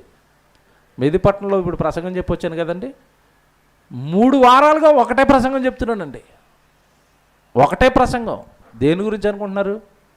అసలు అద్భుతమైన ప్రసంగాలు చెప్పానంటే కాలం గురించి 3 వారాలు చెప్పాను. 3.5 గంటలు కాలం గురించే. కాలం, దేవుడిచ్చిన సమయం గురించి, దేవుడు ఎన్ని వచనాలు రాశాడో బైబిల్లో. 3 వారాలు కాలం గురించి చెప్పానండి ప్రసంగం చేస్తూ. యేసుప్రభు పోయిన వారం కాలం గురించి ఏం చెప్పాడు అన్నాను. అంతే, వాళ్ళు అటు ఇటు ఇలా చూసుకుంటున్నారు. అంటే అర్థం ఏంటి? పోయిన వారం చెప్పింది ఏమైపోయింది వాళ్ళ బుర్రలో నుంచి? అదే ఎవరితోనే డిస్కషన్ చేశారనుకోండి పోతుందా? మాట్లాడుకున్న సంగతులు మర్చిపోం కదా, విన్నవి మర్చిపోతామండి, మాట్లాడుకున్నవి మర్చిపోం. అందుకే వినిన వారితో వారు కలిసి ఉండటం లేదు. విన్న వాక్యాన్ని ఎవరితోనూ చెప్పరు, ఎవరితోనూ పంచుకోరు, ఎవరితోనూ మాట్లాడరు. ఆ వాక్యం వింటున్న వాళ్ళతో అన్న ఫోన్ చేసి భలే ఉందండి ఈరోజు ప్రసంగం, ఆదివారం ప్రసంగం బాగుందండి, సోమవారం బైబిల్ గురించి భలే చెప్పారండి, మంగళవారం మోషే గురించి భలే చెప్పారండి. ఇలా డిస్కషన్ జరుగుతున్నాయి అనుకోండి వాక్యం గురించి. సహోదరుల మధ్యలో అవి పోతాయా? పోయిన ఆదివారం ఏం చెప్పారంటే రాదండి. సోమవారం పక్కింటి ఆవిడతో ఏం మాట్లాడారంటే ఆవిడ కూర దగ్గర నుంచి, పసుపు దగ్గర నుంచి, ఉప్పు దగ్గర నుంచి చెప్పుద్ది ఆవిడ. ఎందుకంటే లోతుగా డిస్కషన్ పెట్టింది కూర కోసం. వాక్యం కోసం పెడితే వాక్యం ఉండను, కూర కోసం పెట్టారు కనుక కూర ఉంది. ఇక పురుషులైతే నిజంగానన్నా దసరాకి ఆఫర్లు పెట్టాడన్నా ఫోన్ల పైన, టీవీల పైన, ఫ్రిడ్జ్ల పైన, ఇంక ఇవి బుర్రలో ఉంటాయి, కలపంగానే చెప్తారు. వాక్యం కోసం ఏవి డిస్కషన్లు. ఇది అదే వెంటన్న వాళ్ళతో కలిసి ఉండటం లేదంటే అర్థం ఏంటంటే విన్న వాక్యాన్ని ఒకరికొకరు పంచుకోవట్లేదు, మాట్లాడుకోవట్లేదు. కనుక వినిన వాక్యం వాళ్ళలో ఏమైపోతుంది? నిష్ప్రయోజనం. విన్నది విన్నట్టుగా ఇక్కడే అలా కలిసిపోతుంది, ఉండటం లేదు లోపల. అందుకే ఏం చేయాలో, ఎలా బ్రతకాలో, దేవుడి ఎడల ఎలా ఉండాలో, దేవుడు ఏది చేస్తే ఏ టైంలో మనం తప్పు పడతాడోనన్న నిర్ణయాలు తీసుకోవడానికి ఆ వాక్యపు శక్తి మనకు ఉండటం లేదు. విడిచిపెట్టేస్తానుగా. లోపల ఉంటే తీసుకునే నిర్ణయం వాక్యానుసారమైన నిర్ణయం వస్తుంది. నోట్లోంచి వచ్చే మాట వాక్యానుసారమైన మాట వస్తుంది. ఏది ఉండటం లేదుగా లోపల. ఉంటే ఎక్కడండి? తప్పులు ఎందుకు చేస్తాం? పాపాలు ఎందుకు చేస్తాం? సహవాసం, సహవాసానికి ఇంత ప్రాముఖ్యత, సహవాసంలో ఇన్ని జరగాలని దేవుడి కోరికలు.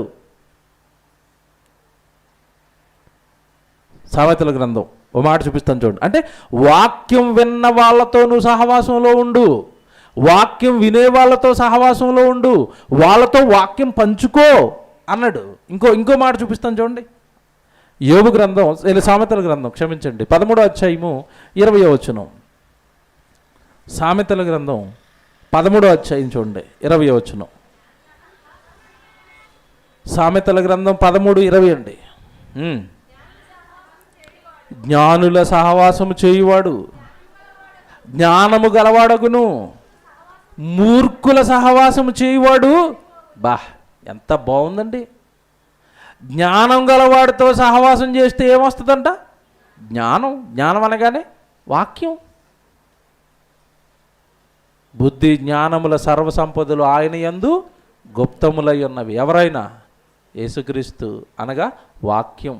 వాక్యంలోనే బుద్ధి ఉంది, వాక్యంలోనే జ్ఞానం ఉంది, వాక్యంలోనే వివేకం ఉంది. కనుక ఇక్కడ అంటున్నాడు, ఎవరి సహవాసంలో ఉండాలంట మనము? జ్ఞానుల సహవాసము చేయువాడు జ్ఞానము గలవాడవుతాడు, మూర్ఖుల సహవాసం చేసిన వాడు ఖచ్చితంగా చెడిపోతాడు. సో ఇప్పుడు నీ సహవాసం ఎవరితో ఉంటుంది? ఎవరితో నీ ఫోన్లు ఎక్కువ ఉంటాయి? కాల్ లిస్టులు తీయాలండి అందరివి. ఫోన్లో కాల్ లిస్టులు తీయాలా? సహోదరులకి ఎంతమందికి ఫోన్ చేసావు? బయట వాళ్ళతో ఎన్ని ఫోన్లు మాట్లాడావు? వాక్యం తెలిసిన వాళ్ళతో ఎన్ని ఫోన్లు మాట్లాడావు? బయట పాపం చేస్తున్న వాళ్ళతో ఎన్ని ఫోన్లు మాట్లాడావు? ఎక్కువ కాల్ లిస్ట్ ఏదో వస్తుంది చెప్పండి? బయటే, అన్నీ బయటవే. వాక్యం గురించి ఫోన్ చేసి ఒక గంట సేపు మాట్లాడానన్నా, ఎక్కడండి నీ సహవాసం? లేదా ఒక రోజు వెళ్ళిపోయి ఏమంటే ఒక గంట సహోదరుడు ఇంటి దగ్గర కూర్చొని వాక్యం గురించి మాట్లాడుకున్నామన్నా, రాబోయే జాన్సన్ సెమినార్ గురించి మాట్లాడుకున్నామన్నా, లేదంటే 23వ తారీఖున జరగబోతుంది పురుషుల కొడుకు గురించి మేము కూర్చొని ప్రణాళికలు వేసాం. ఎవరికి ఉంటాయండి ఇలాంటి ఆలోచనలు? అంటే నీ సహవాసం, నీ ప్రణాళిక, నీ ఆలోచనలు నువ్వు కూర్చొని మాట్లాడుకోవటం, ఒక సహోదరుడి దగ్గరికి వెళ్ళటం, సహోదరుడు నీ దగ్గరికి రమ్మంటాం, ఈ ఏమైనా మన మధ్యలో దేవుడి కోసం జరుగుతున్నాయా? సోమవారం నుంచి శనివారం వరకు లెక్కేసుకోండి. మళ్ళీ జ్ఞానులతో సహవాసం, జ్ఞానం మూర్ఖులతో సహవాసం చేస్తే చెడిపోతాడు. ఎందుకంటే పిల్లలు పాడవుతున్నారు ఈరోజు. పాడైపోవడానికి ప్రధాన కారణాలు చెప్పండి? వాళ్ళు జరిగిస్తున్న సహవాసాలే, వాళ్ళకు ఉంటున్న ఫ్రెండ్సే వాళ్ళు నాశనం చేస్తున్నది, వాళ్ళు తిరుగుతున్న తిరుగుళ్ళే వాళ్ళు నాశనం చేస్తున్నది మన పిల్లల్ని కదా. 6 నెలలు సహవాసం చేస్తే ఆడు ఈడవుతాడంట. అంటే అర్థం ఏంటి? సిగరెట్లు తాగి పడితే 6 నెలలు తిరిగితే వీడికి కూడా 2 సిగరెట్లు లాగా వస్తుంది, 6 నెలలుగా వస్తుంది. మందు తాగి పడితే చేస్తే 6 నెలలుగా వస్తుంది. అయ్యగారి చేతులు పెద్దది ఇంత ఫుల్ బాటిల్ వస్తుంది. ఏ సహవాసం చేస్తే అదే. అది దేవుడి పనిలో తిరుగుతున్న వాడితే తిరిగాడు అనుకోండి, వీడికి ఆలోచనలు అన్నీ ఏముంటాయి?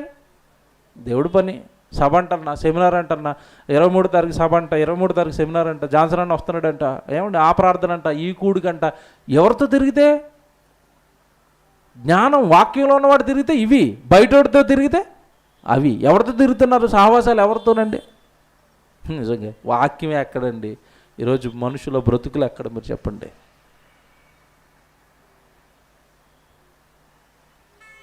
సహవాసం వాక్యం వినేవారితో, సహవాసం జ్ఞానం కలిగిన వారితో.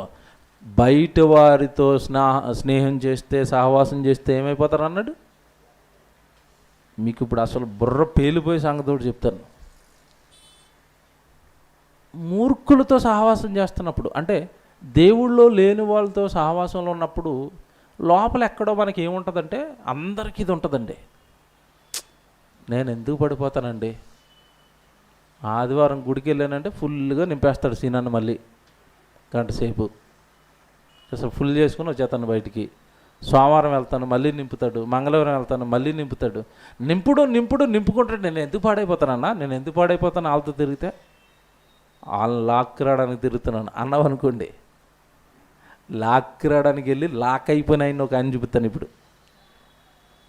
ఎవరో తెలుసా? మనకంటే అసలు ప్రపంచం మొత్తంలోనే మహాజ్ఞానిగా పిలువబడ్డాడండి యేసుప్రభుకు ముందు. ఎవరు? యేసుప్రభుకు ముందు ప్రపంచపు జ్ఞానం ఎవరు చెప్పండి? సొలొమోను బ్రతుకేమైపోయిందో బైబిల్ చూడండి. రాజులు 2వ గ్రంథం, మొదటి గ్రంథం అండి. రాజులు మొదటి గ్రంథం 11వ అధ్యాయం మొదటి నుంచి చూద్దాం.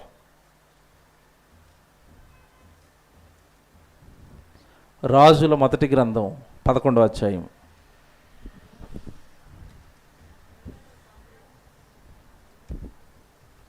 మొదటి నుంచి 11 వచనాలు రాసుకోండి.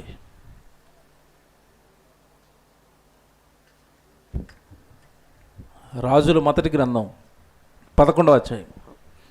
మోయాబీయులు, ఎదోమీయులు, అమ్మోనీయులు చూస్తున్నారు బైబిల్. రాజుల మొదటి గ్రంథం 11వ అధ్యాయం మొదటి వచనం, పేజీ నెంబరు 290, పాత నిబంధనలో 290 బైబిల్ చూడండి. మోయాబీయులు, ఎదోమీయులు, అమ్మోనీయులు, సీదోనీయులు, హిత్తీయులు అను జనులు మీ హృదయములను తమ దేవతల తట్టు త్రిప్పుదురు గనుక వారితో సహవాసము చేయకూడదనియు వారిని మీతో సహవాసము చేయనీయకూడదనియు యెహోవా ఇశ్రాయేలులకు సెలవిచ్చి ఉన్నాడు. అయితే రాజైన సొలొమోను ఫరో కుమార్తెను గాక ఆ జనులలో ఇంకా అనేక మంది పరస్త్రీలను మోహించి కామాతురత గలవాడై వారిని ఉంచుకొనుచూ వచ్చెను. అతనికి 700 మంది రాజకుమార్తెలైన భార్యలను 300 మంది ఉపపత్నులను కలిగి ఉండిరి.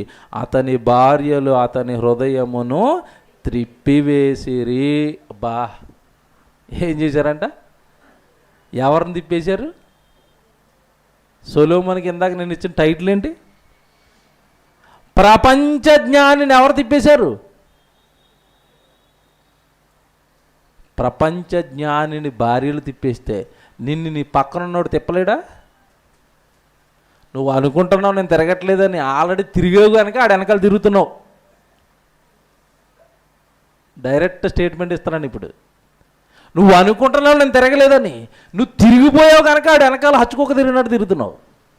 హచ్చుకోక యాడ్ వచ్చేది చూసారుగా, wherever you go our network follows. హచ్చుకోకని చూపించేవాడు. అంటే నువ్వు ఎక్కడికి వెళ్తే ఇదే వెనకాలే వస్తుంది.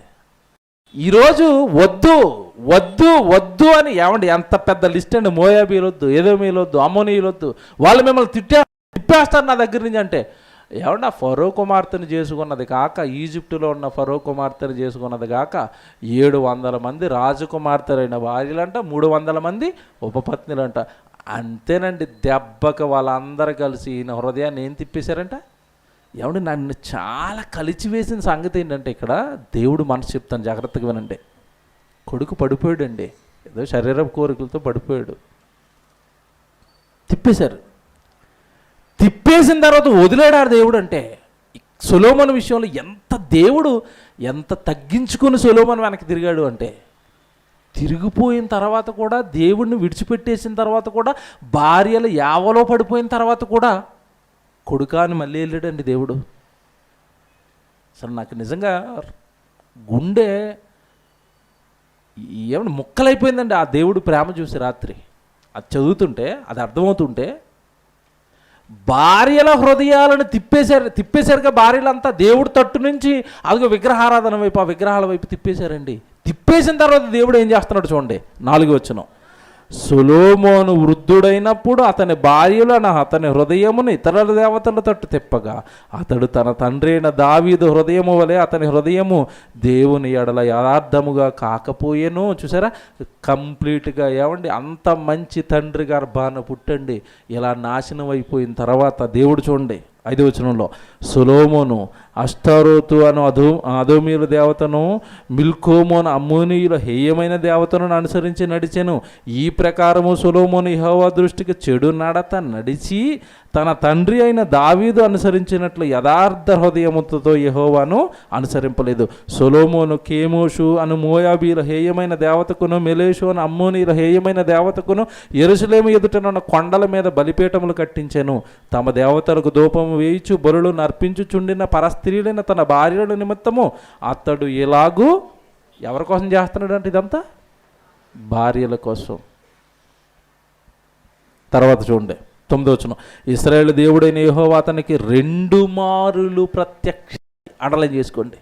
ఇంత ఘోరాన్ని జరిగిస్తున్నా, ఇంత నేరాన్ని జరిగిస్తున్నా, ఒక పక్క తండ్రి గర్భాన్ని పుట్టి తండ్రి సింహ సింహాసనాన్ని రాజుగా అధిష్ఠించిన ఎవడంత గొప్ప భాగ్యం ప్రపంచంలో ఎవరికి లేని మహాజ్ఞానం ఇచ్చి సొలొమోను జ్ఞానిగా నిలబెట్టి తండ్రైన దావీదు సింహాసనాన్ని ఇచ్చి రాజును చేసి అంతఃపురాన్ని ఇచ్చి బిల్డింగులు ఇచ్చి బంగారం ఇచ్చి ధనాన్ని ఇచ్చాడో ప్రసంగి గ్రంథం 2వ అధ్యాయంలో చెప్తాడు. ఈయనకున్న ధనం అంతా ప్రసంగి గ్రంథం 2వ అధ్యాయం చదవండి. నాకున్న ఆస్తి అసలు యెరూషలేములో ఎవ్వడికి లేదంటున్నాడు.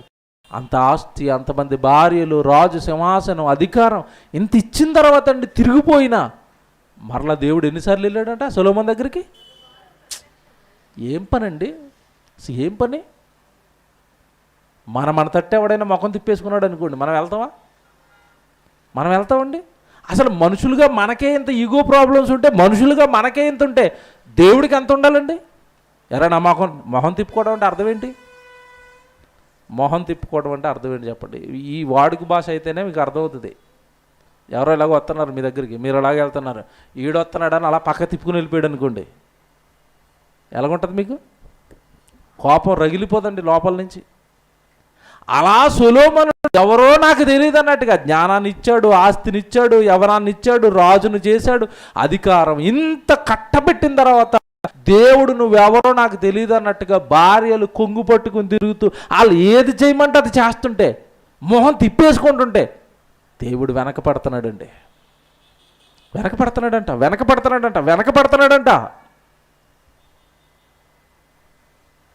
చాలాసార్లు మేము ఫోన్ చేస్తే కట్ చేస్తారండి. చాలామంది గుడికి రావట్లేదు ప్రాణం కొట్టుకుంటుంది కదండి. ఇలా సన్నిధిలో చూడకపోతే ఎవరినైనా ప్రాణం కొట్టుకుంటూ ఉంటుంది. ఫోన్ చేస్తే కట్ చేసేది, లేకపోతే అలా పడేస్తారు అంతే. అయినా చేస్తాం. ఎందుకంటే అలా తప్పిపోయిన వాళ్ళని దేవుడి సన్నిధి వైపు నడిపించాలి అన్నది తండ్రి మనసు, దేవుడి మనసు అండి అది. అలా హృదయం మొత్తాన్ని అలాగాల వైపు తిప్పేసుకున్నా 2 మారులు ప్రత్యక్షమై, కొడుకా ఏంటి మీ నాన్నకి ఇచ్చిన ఘనత ఏంటి? ఆ ఘనతను నీకు కట్టబెడితే నువ్వు చేస్తున్నదేంటి? ఎందుకురా నువ్వు ఎలా మారిపోయావంటే, నిజంగా దేవుడు మరలా ప్రత్యక్షమై చెప్పిన సొలొమోనులో మార్పు రాలేదు. జాగ్రత్తగా వినాలి ఇది. ఎందుకు సహవాసం చెయ్యొద్దన్నాడో, మూర్ఖుల సహవాసం, దేవుడులో లేని వాళ్ళ సహవాసం ఎందుకు చెయ్యొద్దన్నాడో, చేస్తే నష్టమేంటో చెప్తానని చెప్పాను కదా ప్రారంభంలో. ఇదే ఏం జరుగుతుందేలే నాకు సహవాసం, దేవుడి సహవాసంలో లేకపోతే, దేవుడి దగ్గరికి రాకపోతే నాకు జరిగేదేంటి, నేను ఏమి నష్టపోయాను అనుకుంటావు? జరిగిపోయింది నష్టం. జరిగిపోయిందని కూడా సొలొమోనుకి తెలియట్లేదండి. ఏం తెలియట్లేదు? చదవండి జాగ్రత్తగా 9వ వచనం. జాగ్రత్తగా చదవండి 9వ వచనం. ఇశ్రాయేలు దేవుడైన యెహోవా అతనికి 2 మారులు ప్రత్యక్షమై, నీవు ఇతర దేవతలను వెంబడింపవలదని అతను ఆజ్ఞాపించినను సొలొమోను హృదయము ఆయన యొద్ద నుండి తొలగిపోయెను. అయిపోయిందండి. అంతకుముందు దేవుడు వచ్చి చెబితే వినే ఇతను తర్వాత ఆ సహవాసంలోనికి వెళ్ళిపోయిన తర్వాత దేవుడు ప్రత్యక్షమై చెబుతున్నా వింటున్నాడా? తొలగిపోయాడంట. ఇక రాడండి. ఇప్పుడు దేవుడు ప్రత్యక్షమై చెబుతుంటేనే వినకపోతే సీఎంఎల్ చెప్తే వస్తాడా? మీరు చెప్పండి. దూరమైన వాడు రాడండి.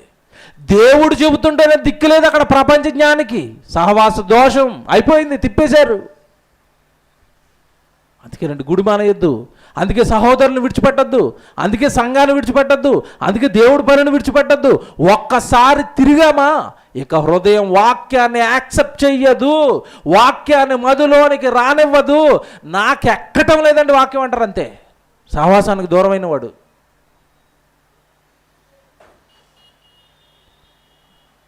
మండుతున్న మొక్కజొన్న పొత్తులు కాలుస్తారు బయట దుకాణాల్లో, చూసారా? దేంతో కాలుస్తారు? బొగ్గుతో కాలుస్తారు కదండి. బొగ్గులన్నీ ఒక చోట వేసేవాడు ఇలాగా విసురుతున్నంతసేపు బొగ్గులన్నీ ఏం చేస్తాయి? మండుతూ ఉంటాయి.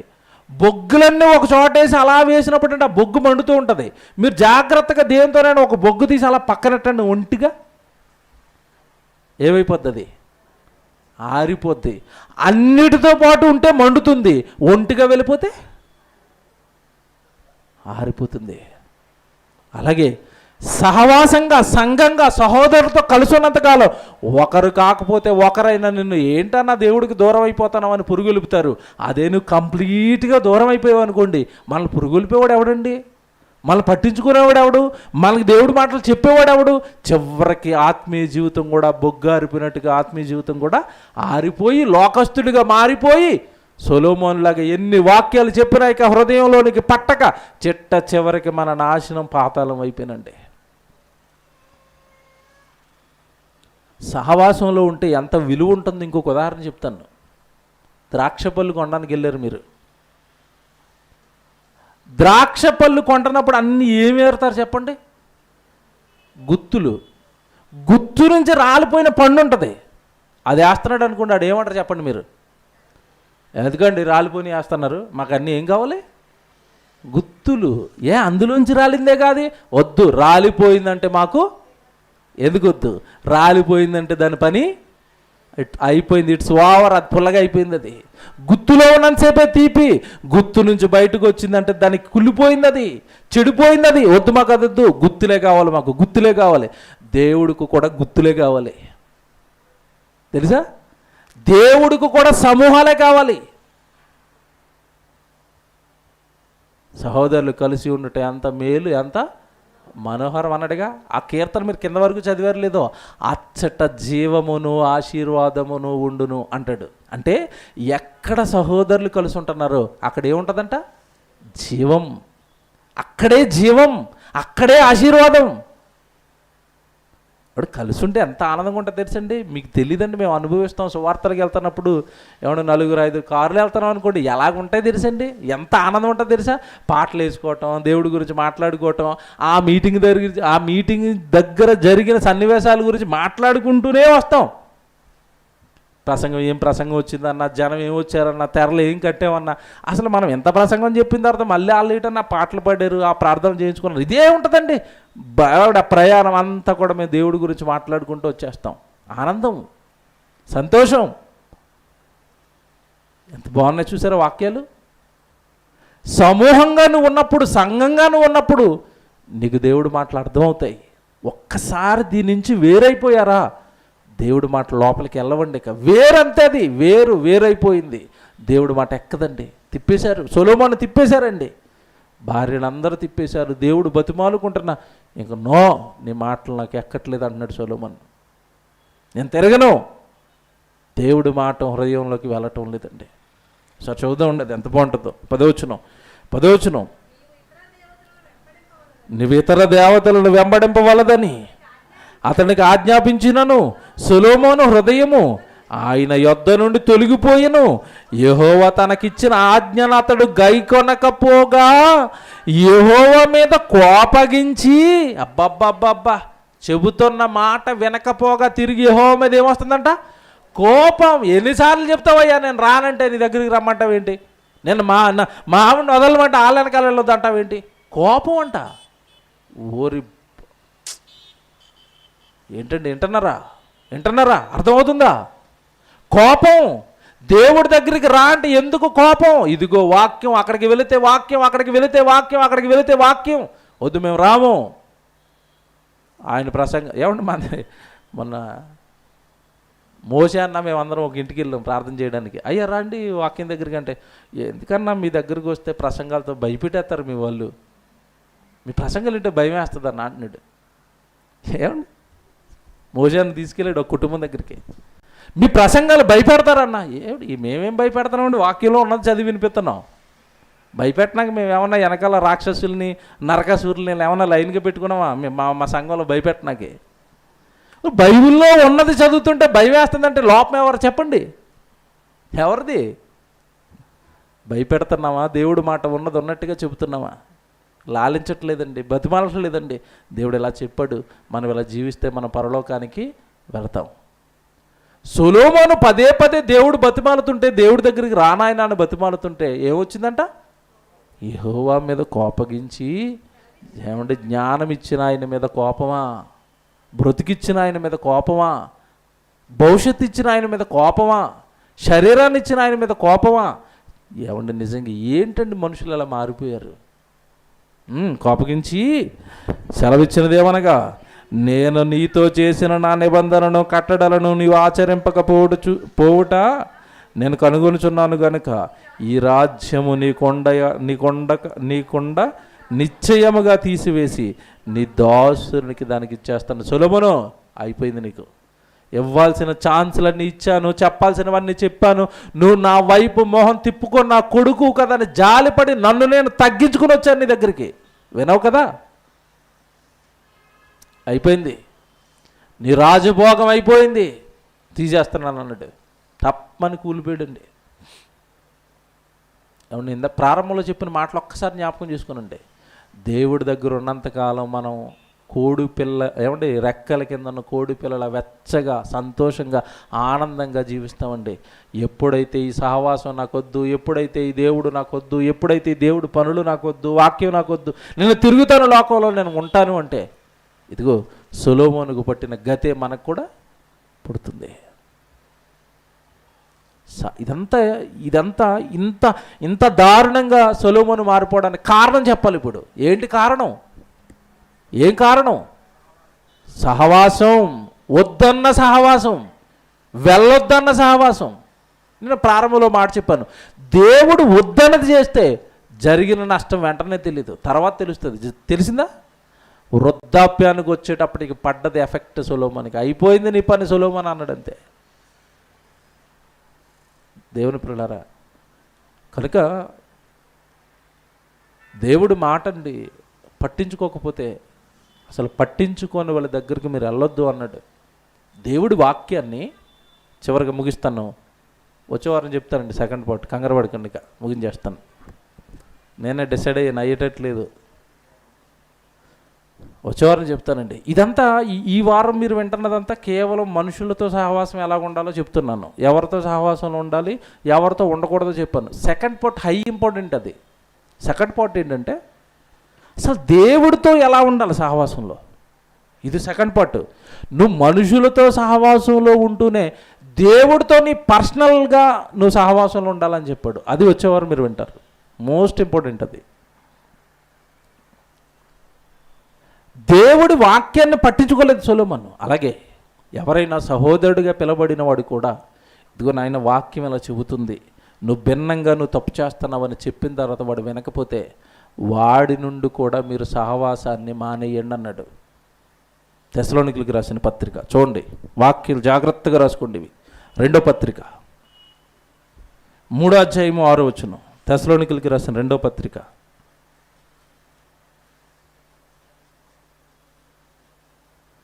2వ పత్రిక 3వ అధ్యాయము 6వ వచనం. తెస్సలోనికీయులకు రాసిన 2వ పత్రిక 3వ అధ్యాయము 6వ వచనం.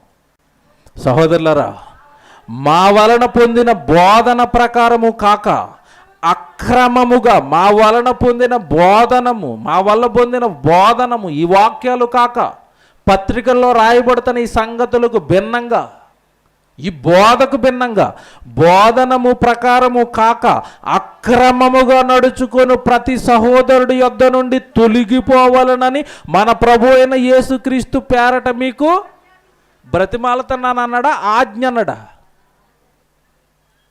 ఆజ్ఞ. వాక్యం అలా ఉన్నా నేను ఈ పాపం చేస్తాను అన్నాడు అనుకోండి, గెట్ అవుట్, ఆడి నుంచి ఆడినన్నా తోసేయండి, లేదంటే ఆడి దగ్గర నుంచి మీరన్నా తొలగిపోండి. ఎందుకంటే ఆడి జబ్బు నీకు అంటుకుంటుంది. వాక్యానికి లోపడని వాడి జబ్బు నీకు అంటుకుంటుంది. తోసేయన్నా తోసేయాలి, లేదంటే వాడి దగ్గర నుంచి నువ్వన్నా జరిగిపోవాలి. బోధకు భిన్నంగా ఎంత బాగా చెప్తున్నాడు చూసారా? మా వలన వినబడిన బోధనము ప్రకారము కాక అక్రమముగా నడుచుకుని ప్రతి సహోదరుడి యొద్ద నుండి ఏమైపోవాలంట? తొలగిపో. ఆ రోజు ఏమండి, దేవుడు వద్దన్నట్టుగా ఆ స్త్రీల దగ్గర నుంచి, ఆ అలవాట్ల దగ్గర నుంచి ఆ రోజు సొలొమోను తొలగిపోయి ఉంటే ఆ స్థితి సొలొమోనుకు వచ్చేదా? మీరు చెప్పండి. దేవుడు తనని ఘోరమైన మాటలు మాట్లాడి ఏమన్నా అనిపించుకునేవాడా? అన్ని శాపాలు తెచ్చుకునేవాడా? వాక్యం లేనివాడితో ఉండకూడదండి, వాక్య ప్రకారం చేయని వాడితో ఉండకూడదండి. మీకు తెలియదు అది. వాడి జబ్బంతా మనకు అంటుకుంటుంది, వాడి పాపాలన్నీ మనకు అంటుకుంటాయి. ఇదే అధ్యాయంలో ఇంకో మాట ఉంటుందండి. ఎక్కడ? 14వ వచనం చూడండి, 14వ వచనం కూడా చూడండి, 14వ వచనం చూడండి. ఇదే సేమ్ 3వ అధ్యాయం 14వ వచనం. ఈ పత్రిక మూలముగా మేము చెప్పిన మాటకు ఎవడైనా లోబడని ఎడల అతనిని కనిపెట్టి అతడు సిగ్గుపడు నిమిత్తము ఏమండి అతనితో సాంగత్యము, వాడికి సిగ్గు రావాలంటే వాడి నుంచి ఏం చేయాలంట? సాంగత్యం చేయకండి వాడితో. ఎందుకు? మేము చెప్పిన మా బోధకు వాడు ఏం చేయట్లేదు, లోబడటం లేదు. లోబడని వాడితో, వాక్యానికి లోబడని వాడితో సాంగత్యం చేయకండి, వాడిని విడిచిపెట్టండి.